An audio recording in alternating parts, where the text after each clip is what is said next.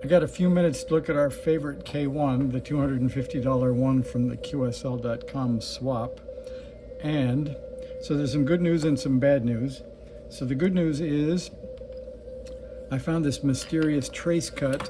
I don't know exactly what it is yet, but this trace cut, which is bypassed by something that measures 5K, seems to be in series with R4 that goes off to the RF sense logic. So at least for now, it won't hurt anything, and I'll maybe open it up and look at it in a bit.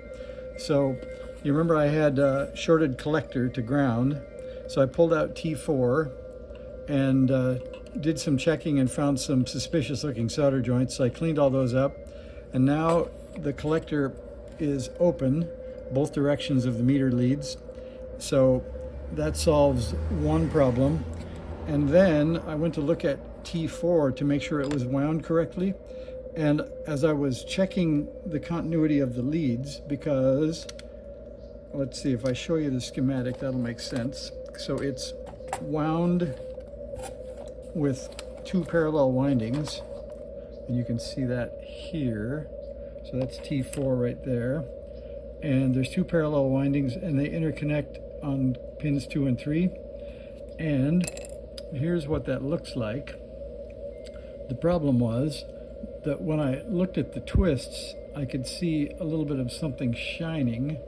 And I don't know if I can get the light just right so you can see them shine or not. Yep, there you go. So if you look right there, you can see bare copper, and they were twisted together. So there was a short between the two windings, which is not a good thing.